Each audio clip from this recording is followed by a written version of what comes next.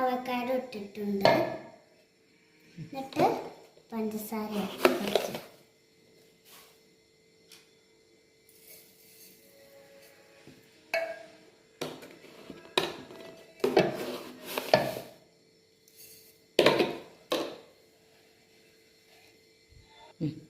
അപ്പം നമ്മൾ പാൽ ഒഴിച്ചിട്ടുണ്ട്.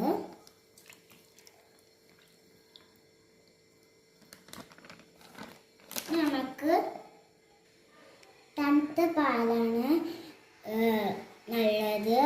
അതുകൊണ്ട് ഞാൻ തണുത്ത പാലാണ് ഉപയോഗിച്ചിരിക്കുന്നത്. ഇമ്മ വേഗം ജ്യൂസ് അടിക്കി. അപ്പം നമ്മൾ ഇമ്മച്ചി ജ്യൂസ് തയ്യാറാക്കിയിട്ടുണ്ട്.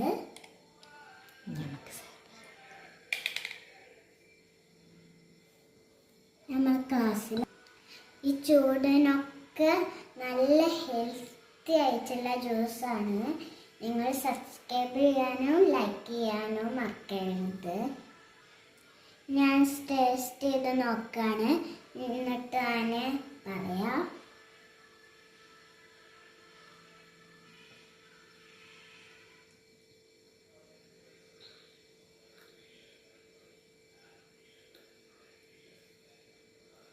സൂപ്പർ. ഞാൻ കുടിച്ച് കഴിയുമ്പോഴത്തേനും നിങ്ങളോട് പറയാൻ സമയമില്ല. ഞാൻ ഫുള്ളും കുടിച്ച് വരട്ടെ. Bye bye.